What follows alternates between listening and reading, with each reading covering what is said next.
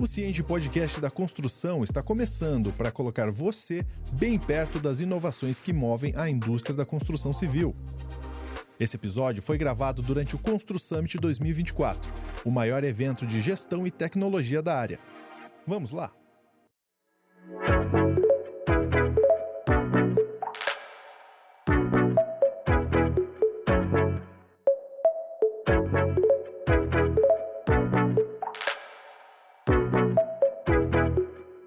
Vamos iniciar aqui mais um podcast dentro do Constru Summit.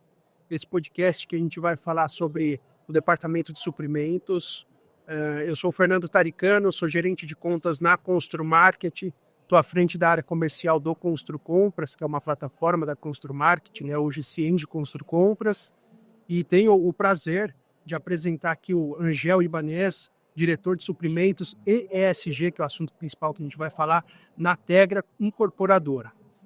O Angel, ele, além de ser hoje diretor de suprimentos na Tegra, ele tem uma bagagem extensa aqui, já foi diretor de supply chain na PDG, gerente de supply na Gafisa, superintendente de construção na Alphaville Urbanismo e hoje à frente aí de suprimentos na Tegra. Bem-vindo, Angel. Valeu, Fernando. Primeiro, super obrigado pelo convite. Aliás, estou impressionado aqui com a feira, né, com o dia de hoje aqui, com o evento, né, a qualidade das pessoas que estão aqui, enfim, o tamanho do evento, realmente fiquei impressionado e parabéns pela organização. Muito feliz de ter sido convidado a participar, não só do evento, mas também do podcast aqui com você, né? Então, vai ser ótimo a gente falar aqui sobre supply ou sobre ESG, né? Então, são dois temas aí que eu estou super envolvido. E o tema que a gente vai falar hoje é o porquê a cadeia de suprimentos é um dos maiores desafios para a ESG na construção. E o briefing, a implementação de uma política de compras ESG vai além já do impacto positivo, né, ambiental, e está relacionado também a cumprir aí um critério cada vez mais rigoroso, cada vez mais desafiador, tanto do cliente, investidores e também do mercado como um todo, né? Então, como aplicar isso num setor tão complexo e cheio de processos? Você pode contar um pouquinho para a gente aí, Angel? Não, legal, né? Essa conversa sobre fornecedor, né? É legal até contar por que eu caí nessa agenda ESG, né? Eu sou engenheiro civil, trabalhei em obra, trabalhei em supply, né? Nunca tive nada com relação ao meio ambiente ou sustentabilidade, né?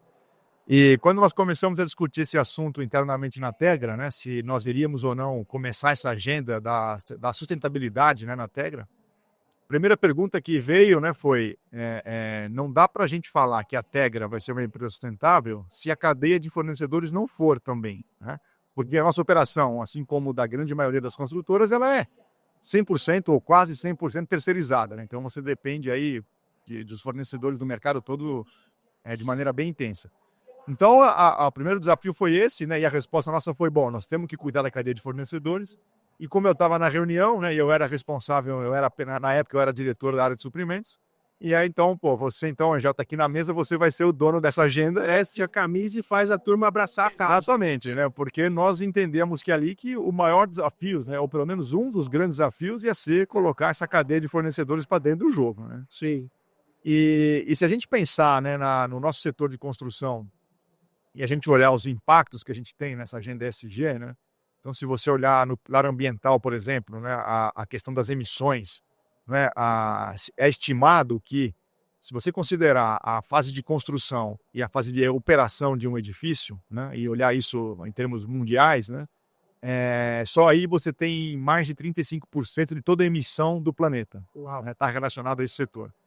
E olhando na construção, né, só o cimento responde por 7% de todas as emissões, não é? Aí saindo um pouquinho de emissão, olhando o resíduo, quase 50% de todo o resíduo do planeta é oriundo da construção. Então tem uma responsabilidade enorme nesse tema, né? E olhando pelas pessoas, né, também, é um setor que emprega muito, é uma mão de obra que chega praticamente sem treinamento, então você tem um papel enorme aí também com a questão social. E governança sempre são projetos que envolvem muito dinheiro, você tem muitas partes relacionadas, órgãos públicos, então você ter um sistema de governança sólido aí faz toda a diferença. Então, assim, resumindo, né, motivo tem de sobra, né, para uma empresa de construção, né? No nosso caso, nós somos uma incorporadora que constrói, você entrar nessa agenda ESG, né? Sim. E os fornecedores, né, o impacto nosso, quando você olha a nossa matriz de materialidade, por exemplo, né, para entender quais são os nossos impactos, né, 90% dos impactos estão nos fornecedores. Sem Né? dúvida. Emissão, geração de resíduo, consumo de água, consumo de energia. Né? Quando você vai para pessoas, né, quem emprega as pessoas. Hoje a gente tem 4 mil pessoas nos nossos canteiros. Não é? 4 mil pessoas. 4 mil em todos os canteiros. São 20 canteiros aí entre São Paulo, Campinas e Rio de Janeiro. Dessas 4 mil, 3 mil são terceirizados. Não tem total controle de vocês, né? Não tem muito o que... É treinar. Antes de continuar o bate-papo, que tal já colocar as dicas desse episódio em prática? Separamos aqui na descrição do podcast uma planilha exclusiva e gratuita de controle de estoque de material. Com ela, você consegue acompanhar entradas e saídas com mais clareza e evitar atrasos pela falta de materiais. É só clicar no link para começar a gerenciar o estoque das suas obras com mais praticidade e organização. Para acessar mais materiais gratuitos, visite o site do Cienge, www.cienge.com.br. Eu vi no seu LinkedIn falando muito sobre isso, sobre a consciência, a responsabilidade do público interno, né? Eles abraçarem a causa e entender o efeito que tudo isso causa, né? E você vira praticamente uma referência, uma autoridade no assunto, né? Em abordar isso com as pessoas, enfim. Não, assim, você tem você tem uma ideia. Nós começamos essa jornada em 2017. Né? E nós estamos entrando na cadeia de fornecedores agora com força aí em 2022, 2023. É moroso, não é? É moroso, porque a dificuldade no aculturamento ela é grande para fora e para dentro. Então a gente tem um desafio contínuo de aculturar a nossa turma. Né? Então nós escolhemos um modelo de trabalho lá que nós não temos um departamento ou uma área de sustentabilidade. A gente tem hoje, dessas 1.000 pessoas que são Tegra, 2 que são responsáveis exclusivamente por sustentabilidade, por SG. Todas as ações da empresa acontecem em formatos de grupos de trabalho espalhados nas diversas áreas da empresa. Então isso foi uma forma também da gente aculturar a turma. Que legal, por influência. Por influência, né? E assim, o desafio é você fazer as pessoas entenderem aonde que o trabalho delas, onde que o dia a dia delas impacta na sua agenda SG. Isso que é o legal. Né? Então, hoje eu posso dizer que na Tegra tem grande chance de você perguntar para qualquer pessoa de qualquer departamento, ela vai saber qual é a nossa agenda, quais são nossos compromissos, né? Tem grande chance. Tem chance também de não saber, né? Normal. Até porque no Brasil é um assunto aparentemente novo, né? Mas que lá fora eu vi uma publicação sua sobre Paris, né? Sobre as Olimpíadas, né? Olimpíadas, achei incrível. E mesmo um assunto sendo novo no Brasil, é importante a gente frisar para que as pessoas estejam cada vez mais com consciência sobre poluição, sobre tudo. Perfeito, né? Claro, né? E acho que assim, a Europa está muito mais avançada, até porque o problema é muito maior lá. Sem dúvida. Né? Aqui o problema é outro e a gente tem algumas vantagens enormes, como a matriz elétrica nossa, enfim, muito mais NEP, por aí vai. Então talvez por isso tenha ocasionado aí esse atraso um pouco das regulações e por aí vai, né? Mas é um assunto que vem ganhando importância enorme, né? Vem ganhando relevância em termos de dinheiro também. Sim. Então o mercado financeiro está olhando esse tema não só porque é legal, mas sim porque tem muito dinheiro envolvido. Né? Então tem aparecido aí oportunidades de financiamento, financiamentos verdes, né? São green bonds, blue bonds, até sobre água, teve agora da Sabesp recentemente. Então assim, é um tema que está trazendo muito dinheiro e eu acho que o Brasil está começando a dar uma visão muito maior. Né? Eu acho que aí, falando sobre o nosso setor, né? O nosso setor também, acho que tem se mobilizado aí bastante com relação a esse tema. Legal. Muito bem, obrigado aí pelas ponderações e eu queria entender um pouquinho mais quais processos e operações podem ser otimizados. O que vocês entenderam dentro da Tegra que podia otimizar ali e falar, a gente pode ir por esse caminho, a gente pode ir por aquele, seja na parte de ESG mesmo, na parte de sustentabilidade, né? A fase que nós estamos vivendo hoje na Tegra, né, a gente conseguir criar critérios socioambientais para que a gente possa avaliar a cadeia de fornecedores, né, porque isso vai trazer uma série de benefícios. Sim. Então nós passamos por uma etapa grande que foi de aculturamento da cadeia de fornecedores. Então a gente costuma fazer eventos anuais lá chamando essa turma. A gente sempre faz, né? Porque a gente fala sobre estratégia, fala sobre temas aí, novas obras e tal. E nós passamos a incluir nessa agenda também o tema da sustentabilidade. E nós mostramos para os fornecedores como que o impacto deles acontece na cadeia. Né? E, para nossa surpresa, né? Até nós criamos, né, nesses eventos uma premiação que a gente queria saber assim, o que os fornecedores estão fazendo com relação à sustentabilidade, e nós queríamos premiar esse negócio.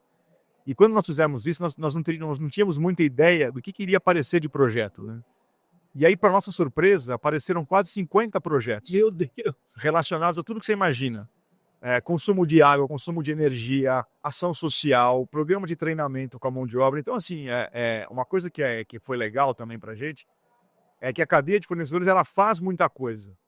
E talvez nem saibam que isso está atrelado a uma agenda ESG, né? Perfeito. Mas eles fazem por quê? Fazem porque É orgânico, né? é orgânico e porque é bom. Então, eu vou dar um exemplo. Teve uma empresa de mármore e granito, um fornecedor antigo nosso, e a empresa de mármore e granito ela tem uma característica, ela usa muita água. Então, para cortar pedra, é muita água, né? Eu já entrei, e é assim mesmo. Exatamente. Rodo, água. E aí o cara criou um sistema de reuso de água. No resumo da história, o cara não usa 1 metro cúbico de água nova para cortar pedra. 100% aproveitado. Uau, que legal. Então, por que o cara fez isso? Porque ele economiza água no fim do dia, né? E é uma baita de uma ação sustentável. Baita. Foi campeão ou não? Ganhou, claro, né? E aí quando você premia um cara de mármore e granito, né? E o concorrente dele tá do lado, o que você acha que o concorrente do lado dele vai querer fazer? Fazer também. Exato. Como que ele faz, né? Então você cria aí uma... Bola, né? Exatamente, cria uma espiral positiva, né? São maneiras da gente influenciar o mercado de fornecedor, né? Então começamos assim e hoje, isso foi em 2020, logo depois da pandemia, 2021 para 2022. E hoje nós estamos criando critérios socioambientais, né, de acordo com o impacto que cada um tem na cadeia de fornecimento, na sua atividade, não é? E aí passando a perguntar para eles, né, querendo que eles aprendam sobre esses critérios, e o nosso objetivo é que a gente possa começar a usar isso como mais um critério também na definição de uma contratação. Perfeito, isso é excelente. E faz parte totalmente da qualificação dos fornecedores. Exato, exatamente. Né? Muito legal. E você falou uma coisa interessante no começo, né, que tem tudo a ver com isso aqui e aumenta esse desafio nosso, porque a nossa cadeia de fornecedor ela é extremamente diversa. Sim.